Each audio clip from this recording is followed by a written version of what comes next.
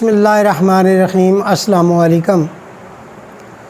آج کا موضوع عید قربان پہ کھائی جانے والی غذائیں اور لحمیات کا استعمال، کن لوگوں کو کس طرح گوشت کا استعمال کرنا ہے تاکہ اس سے مستفید ہو سکیں، نہ کہ وہ بیماری کا باعث بنے۔ سب سے پہلی چیز یہ ہے کہ اعصابی عضلاتی اور اعصابی غدی بھاری بھرکم لوگ، سفید پھیکے، جن کی زبان موٹی ہوتی ہے اور ان کے پیشاب کی رنگت سفید ہوتی ہے، ان کو گوشت صرف بھون کے کھانا چاہیے۔ اس میں لونگ، دالچینی، جائفل، جلوتری اور اس طرح کے جو مسالہ جات ہیں ان کا استعمال کرنا انتہائی مفید ہوتا ہے۔ بنے بنائے مسالے بھی فائدہ مند ہوتے ہیں، لیکن اس کے اندر آپ کو پتہ نہیں ہے کہ انہوں نے کیا چیز ڈالی ہے، اس لیے یہ 1 یا 2 دن ان مسالہ جات سے پرہیز کریں۔ ہاں، جو لوگ صحت مند ہیں وہ اپنے شوق سے جو کھانا چاہیں وہ کھا سکتے ہیں، اپنی پسند کے مسالے ڈالیں، لیکن مریض حضرات اس کا خاص خیال رکھیں۔ جن لوگوں کو بلغمی دمہ ہوتا ہے، سینہ گڑگڑاہٹ کا آواز دیتا رہتا ہے، زبان ان کی موٹی ہوتی ہے، سفید رنگ کے رال ٹپکتے ہیں، پیشاب کی رنگت اکثر سفید ہوتی ہے، پیشاب مقدار میں زیادہ آتا ہے اور ان کا بلڈ پریشر لو ہوتا ہے، ایسے لوگوں کو موٹا گوشت زیادہ سے زیادہ استعمال کرنا چاہیے یا گائے کا گوشت استعمال کرنے سے زیادہ فائدہ ہوگا۔ بکرے کا گوشت ہر صورت میں مفید ہوتا ہے، اس کا استعمال جس طرح چاہیں کر سکتے ہیں۔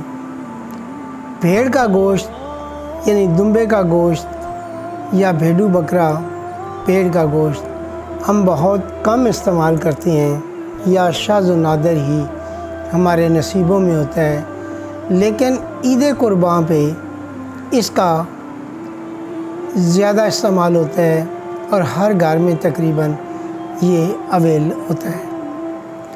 کچھ لوگوں کے گھروں میں بکرے کا گوشت زیادہ ہوتا ہے اور بکرے کا گوشت استعمال ہوتا ہے۔ جن لوگوں کے اندر دمبا یا بھیڑ، چھترا اس طرح کا گوشت آئے، وہ اگر تو اعصابی بلغمی یا اے پازیٹیو یا اے نیگیٹو لوگ ہیں تو ان کے اندر اس کا استعمال کم کریں یا زیادہ مسالے ڈال کے اس کا استعمال کر سکتے ہیں، یا بکرے کا گوشت یا بڑے کا گوشت زیادہ مفید رہے گا۔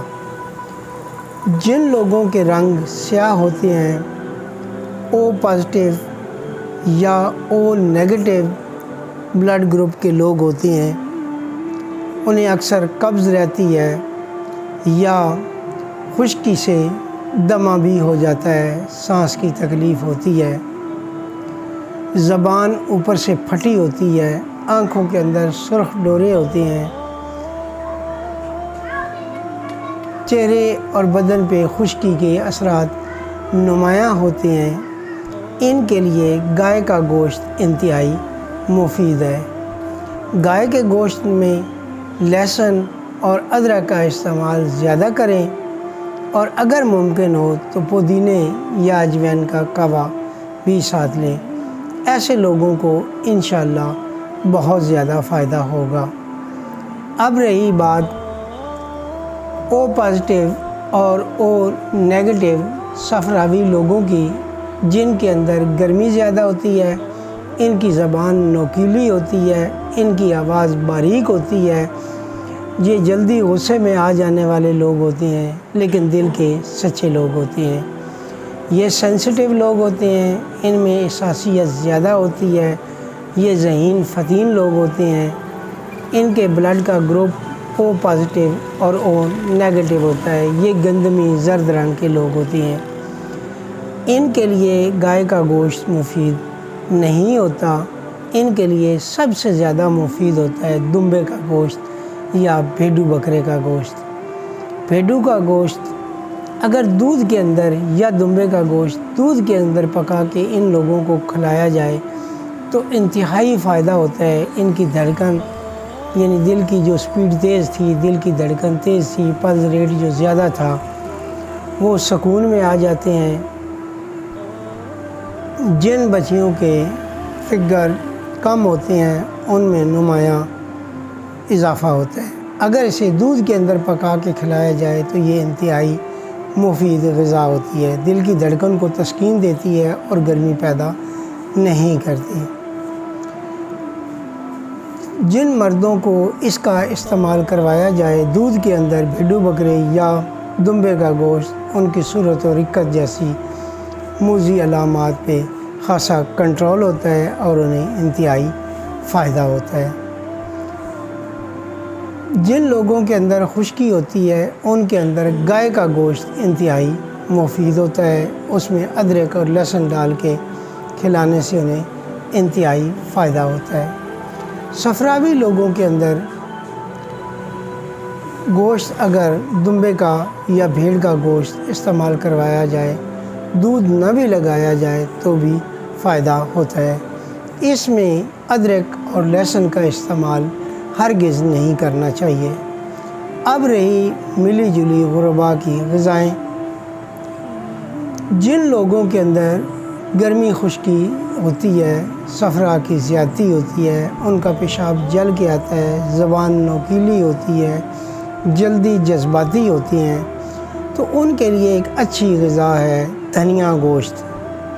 دھنیا گوشت سنتے ہی بہت ساری ماؤں کا دماغ خراب ہوگا یا مردوں کا کہ اس سے تو بندہ کسی حالت کا نہیں رہتا۔ یہ ہرگز ایسا نہیں ہے۔ جو صفراوی لوگ ہیں ان کو دھنیا گوشت جس طرح پالک گوشت پکاتے ہیں اسی طرح دھنیا گوشت پکا کے کھلانے سے انہیں بڑا فائدہ ہوتا ہے، اور یہ بہترین گرم لوگوں کی بہترین غذا ہے۔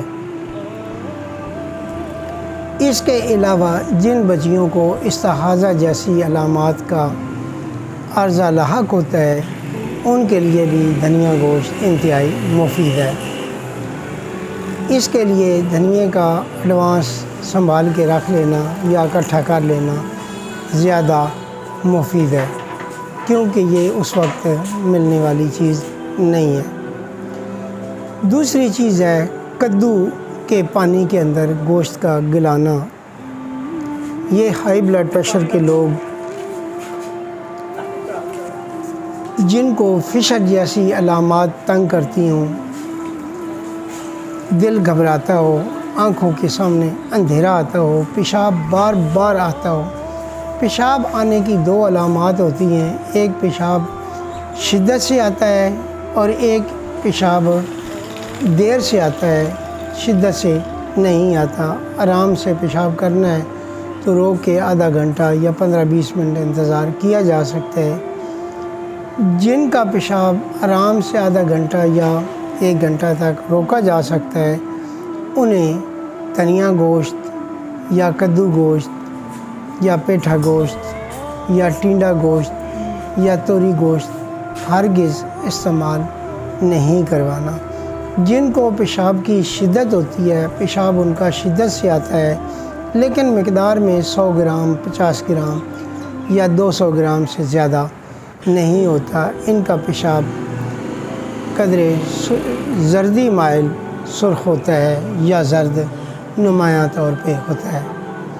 ایسے لوگوں کے لیے دھنیا گوشت یا کدو کا پانی نکال کے اس کے اندر گوشت گلا کے یا ٹینڈے کا پانی نکال کے اس کے اندر گوشت گلا کے یا دودھ کے اندر گوشت گلا کے استعمال کرنے سے انتہائی فائدہ ہوتا ہے۔ فوری جسم میں قوت محسوس ہوتی ہے اور دل کی دھڑکن کو کنٹرول کرتا ہے، مثانے جیسی موذی علامات کو فائدہ پہنچتا ہے۔ اب رہی بات خشکی والے لوگوں سے اور گرمی والے لوگوں سے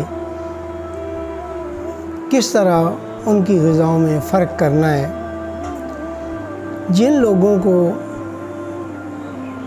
خشک دمہ یا قبض یا سوریسس جیسی مضی علامات ہوں، ان کو بھینس کا گوشت اگر دینا ہے تو اس میں کوئی ٹھنڈی چیز اس کا پانی شامل کر دیں گے تو انشاءاللہ ان کی امراض بڑھیں گی ضرور، یہ میں نہیں کہتا کہ نہیں بڑھیں گی، لیکن اس قدر شدید نہیں ہوں گی کہ انہیں دوا کی فوراً ضرورت پڑے۔ دہی کی لسی یا دودھ کا استعمال ان کے لیے انتہائی مفید ہوتا ہے۔ جن لوگوں کا مزاج بلغمی ہوتا ہے، جسم بھاری بھرکم ہوتا ہے، زبان ان کی موٹی ہوتی ہے، ان کو بڑے کا گوشت یا بکرے کا گوشت مصالحے ڈال کے دیا جا سکتا ہے۔ اس سے مفید ہوں اور لوگوں کو مفید کرنے کی پوری کوشش کریں۔ والسلام ورحمۃ اللہ۔